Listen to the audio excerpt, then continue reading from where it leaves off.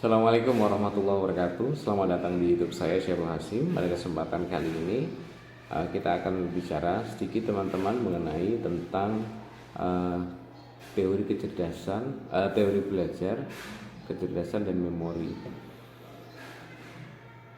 Hal ini kita informasikan dan video ini kita buatkan untuk teman-teman yang berada di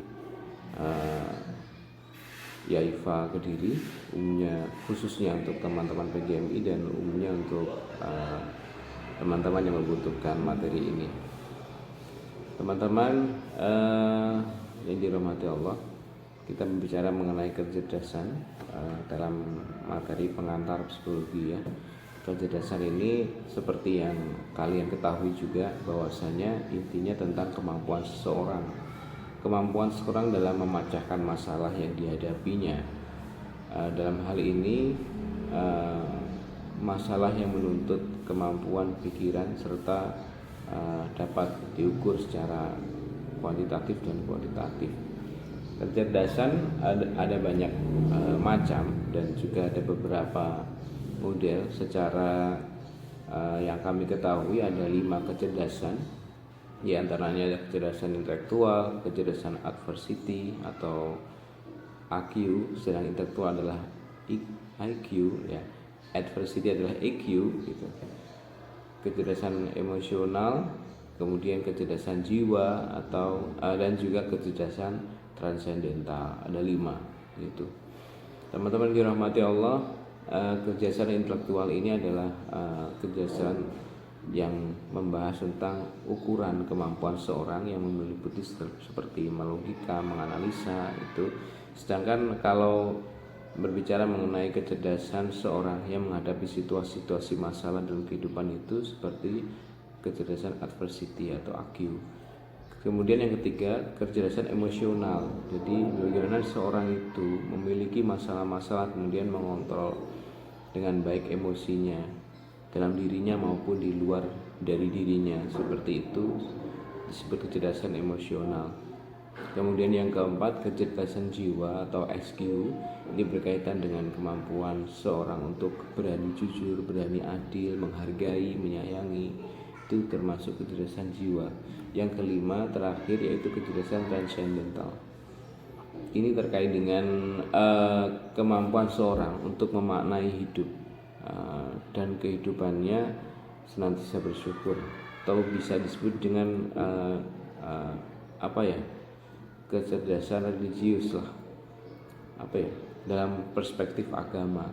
Jadi sisi seorang manusia kalau memang jiwa religiusnya baik, suka beribadah dan lain-lain, ini termasuk kecerdasan transendental. Teman-teman dirahmati Allah, kemudian kita bicara mengenai memori ya. Memori adalah kemampuan untuk mengkode, menyimpan, mempertahankan dan mengingat yang ada di pikiran kita tentang informasi atau pengalaman masa lalu pada otak manusia.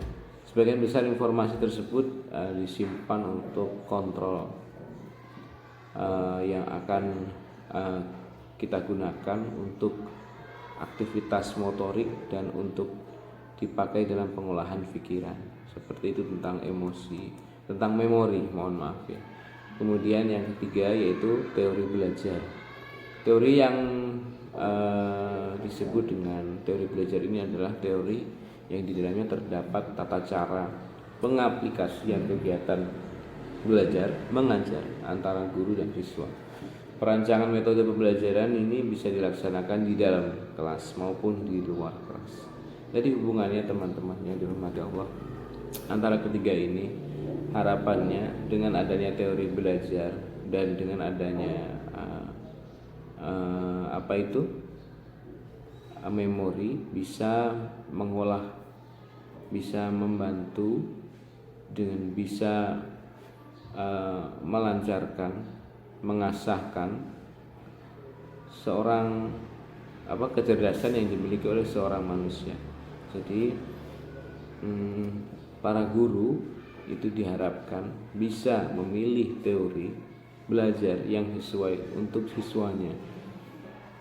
sebagai sarana dalam menyampaikan informasi, sebagai sarana juga mempertahankan informasi di dalam memori tersebut dan mengolah kecerdasan mereka supaya mereka benar-benar meraih apa yang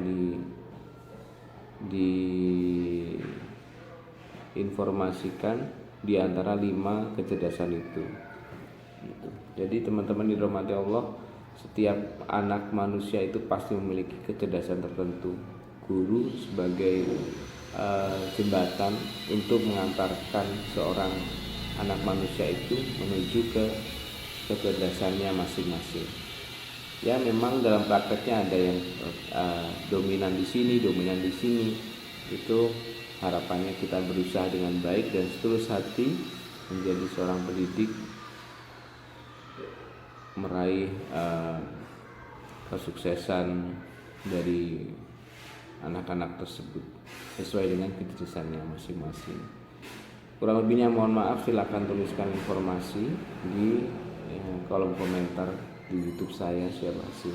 Assalamualaikum warahmatullahi wabarakatuh.